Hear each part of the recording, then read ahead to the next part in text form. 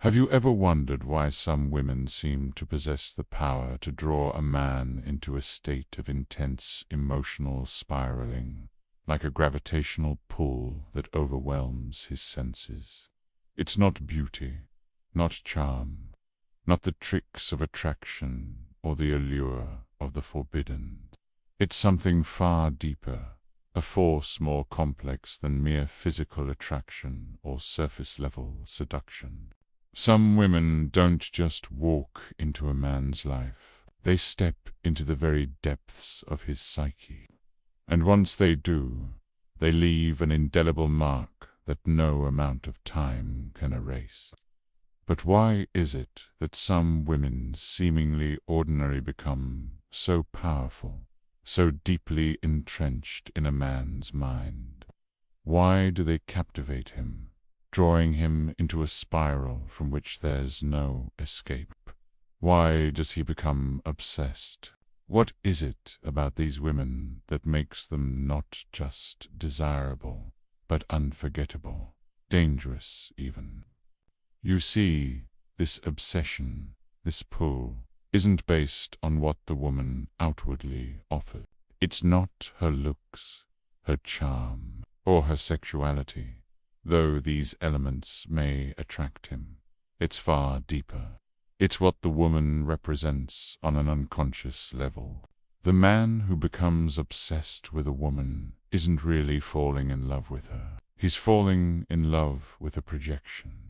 He is falling in love with the version of her that he has created in his mind, version shaped by his deepest desires, fears, and unhealed wounds.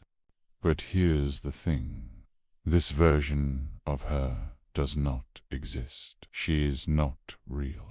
She is a phantom, a reflection of everything he is too afraid to confront within himself.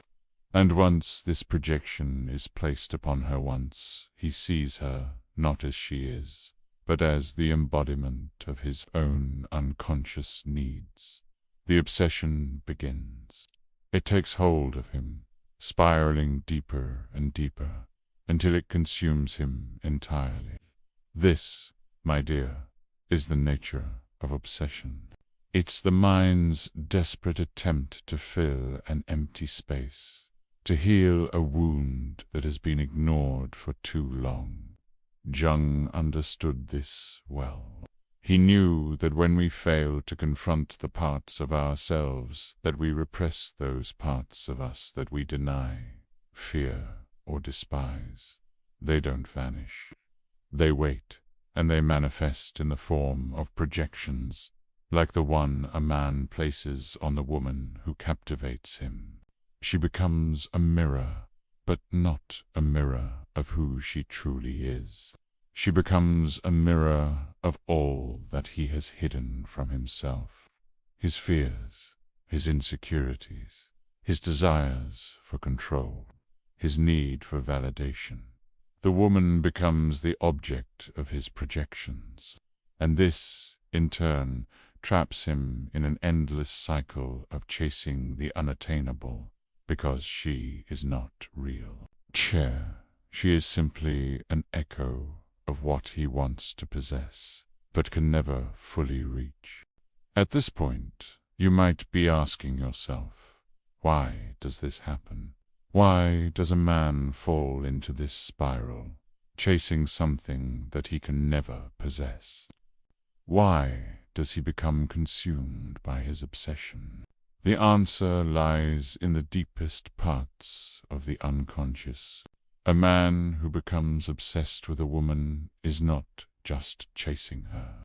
He is chasing the version of himself that he cannot face. He is chasing the parts of himself that he has long suppressed, the parts of him that have been buried beneath layers of ego and pride. Jung spoke of the shadow, those aspects of the self that we hide from the world and from ourselves. And the woman who enters a man's life and becomes the object of his obsession, she is the mirror that reflects these hidden parts back to him. In her he sees all that he has disowned.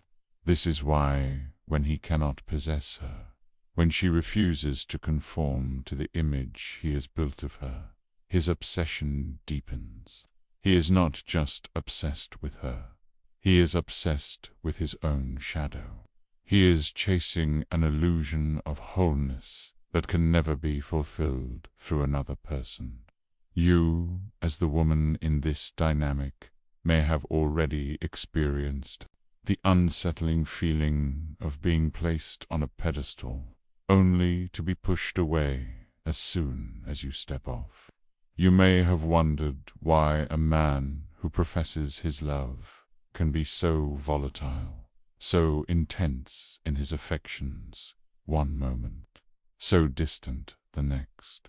Why does he chase you, yet never truly see you? The truth is, the man who becomes obsessed with you is not really seeing you at all.